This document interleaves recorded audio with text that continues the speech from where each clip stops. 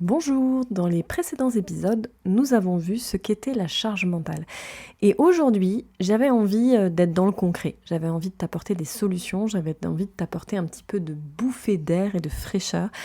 Et je vais te partager 5 habitudes qui, selon moi, peuvent aider, faciliter et alléger énormément la charge mentale. Donc, prends de quoi noter. On voit ça, c'est tout de suite après ça.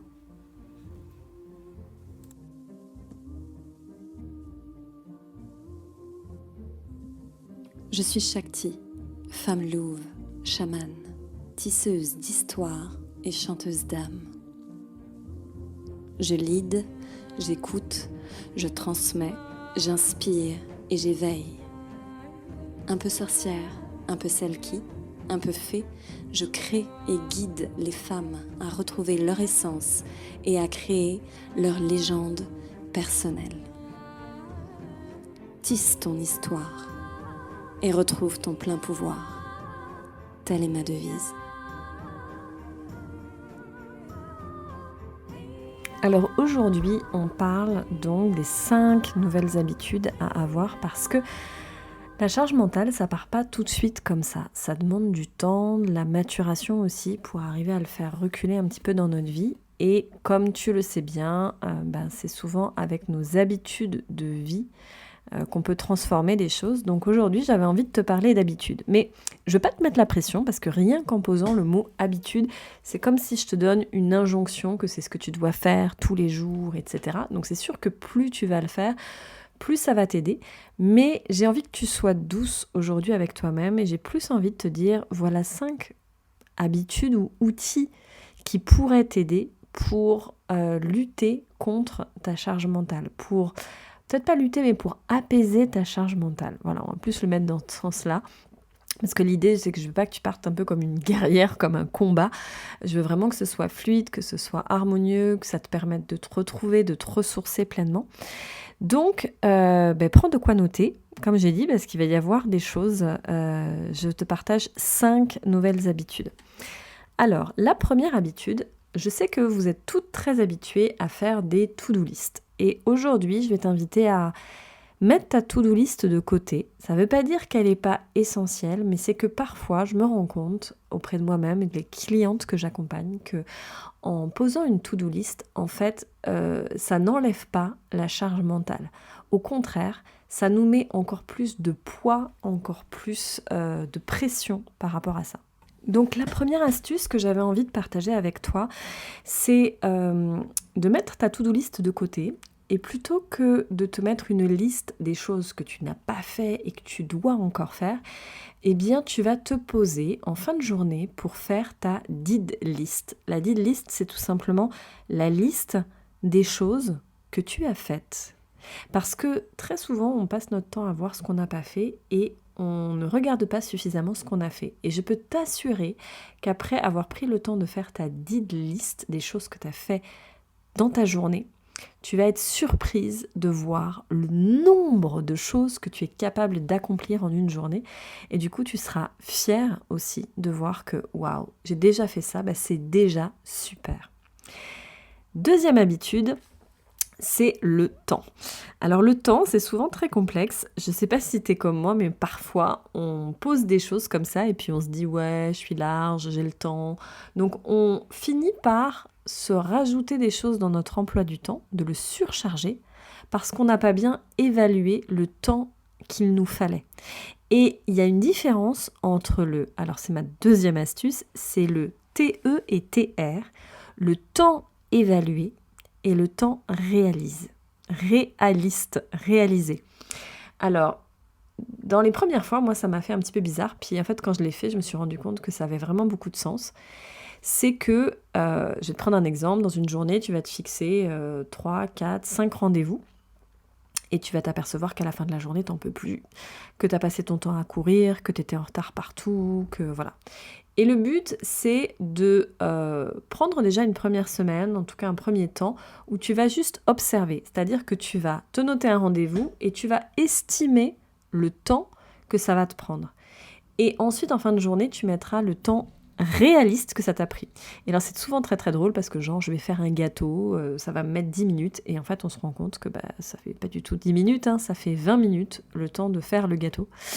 Donc voilà, pourquoi faire ça? Tout simplement parce que tu vas réaliser en fait en faisant ce petit exercice-là que tout simplement tu vas te rendre compte que peut-être que tu estimes à chaque fois ton temps, parce qu'au bout d'un moment, tu vas faire un petit calcul mathématique et tu vas te rendre compte que soit il faut multiplier par 2 le temps, ou alors rajouter un tiers du temps, ou la moitié du temps en plus. Donc au début, ça va être un petit peu pénible parce que tu vas noter et tout, puis au bout d'un moment que tu vas faire un petit calcul mathématique, tu te rendras compte que il faut que tu rajoutes à peu près tant de temps pour que ce soit réaliste. Et ça, à peu près, dans toutes les actions que tu vas devoir faire. Pourquoi c'est important, cette petite astuce-là, et comment ça va soulager ta charge mentale? C'est tout simplement que tu vas peut-être t'en mettre moins, parce que tu vas t'apercevoir que ça te prend plus de temps. Et du coup, en t'en mettant moins, tu te mettras moins de pression, tu arriveras plus facilement à réaliser les actions que tu as posées dans ta journée. Et du coup, ça va t'apporter un sentiment de satisfaction, de bien-être et surtout plus de place et d'espace aussi pour faire des pauses à l'intérieur de ça. Ma deuxième astuce, c'est demander de l'aide. Présentement, j'ai un enfant qui est en maladie longue durée. Et par rapport à ça, j'ai beaucoup appris à devoir demander de l'aide, de la coopération, parce qu'on s'est vite rendu compte avec mon mari qu'en fait, on ne pouvait pas tout faire nous-mêmes, que c'était impossible et qu'au bout d'un moment, on allait exploser en vol. Donc, on a eu besoin d'aide à différents niveaux. Ça a été pour le réaménagement de la maison, ça a été pour préparer les repas, pour tout un tas de choses dont tu n'as même pas idée. Et tu t'en rends compte en fait au fur et à mesure. Et le fait d'avoir réussi à demander de l'aide, ça nous a soulagé, ça a transformé notre vie et aussi notre charge mentale. Par exemple, il y a une chose que j'ai demandé à un moment donné, ça a été à quelqu'un de nous faire les menus de la semaine parce que j'avais plus ça du tout à l'esprit. Du coup, ça a vraiment facilité mon quotidien. Donc, demander de l'aide, ça peut être ça peut être de préparer un repas, ça peut être une quantité de choses. Après, ça dépend toi dans ta réalité et dans ce que tu vis. Mais apprendre à demander de l'aide, pour moi, ça sauve la vie d'une charge mentale. C'est tellement précieux et important. Ensuite, astuce numéro 4. Ça, je l'ai appris en communication non violente et je dois avouer que ça m'a énormément servi dans ma vie de femme et de maman, d'arriver à nourrir mes besoins. Mais avant de les nourrir, j'aimerais même t'inviter à les identifier. Identifier tes besoins et les nourrir, ça veut dire quoi? Ça veut dire que t'es adulte et t'es responsable de tes besoins. C'est pas ton mari, c'est pas tes enfants, c'est pas ta famille, c'est pas tes amis qui sont responsables de tes besoins. Et c'est à toi d'arriver à les identifier pour les nourrir. Et les besoins, ils sont différents. Ça peut être un besoin de soutien, ça peut être un besoin de partage, un besoin de tendresse, un besoin de reconnaissance, etc., etc. Donc il y a des besoins qui sont vitaux. Je ne vais pas aller dans le détail vraiment des besoins parce que ça fera l'objet d'une autre chronique. Mais tout simplement d'apprendre à nourrir tes besoins. Donc ça, c'est un des points fondamentaux. Pourquoi? Parce que après, dans l'astuce précédente, on a parlé de demander de l'aide. Tu vas pouvoir demander de l'aide sur des choses qui vont vraiment t'aider à nourrir tes besoins. Ou tu vas pouvoir demander de l'aide pour te dégager du temps pour aller nourrir tes besoins. Ça va peut-être être un besoin de te ressourcer, de prendre soin de toi, d'aller faire une balade par exemple. Le fait de demander à quelqu'un d'aller t'occuper de tes enfants te permettra à ce moment-là d'aller te ressourcer. Et enfin, la dernière astuce, non des moindres, tu vas te dire, mais c'est une évidence. Je dirais même que c'est celle qu'il faudrait mettre en premier avant toute chose, c'est de dormir. Mais là, bien sûr, encore une fois, tu vas me dire, oui, écoute, Mélissa, t'es bien gentille, mais dormir, des fois, c'est pas possible. Si, et ça va être dans des petites choses. Ça va être peut-être que tu voulais te lever plus tôt ce jour-là pour faire ci et ça, peut-être que ce jour-là, non. Tu vas prendre soin de ton sommeil et tu vas dormir et tu vas décaler l'alarme de ton réveil. Peut-être que c'est tout simplement aussi le soir d'accepter d'aller pas étendre la machine, de pas faire certaines choses ou de demander de l'aide pour que la famille le fasse à un autre moment, pour que toi, tu puisses aller te coucher de bonne heure et avoir un vrai temps récupérateur au niveau de ton sommeil.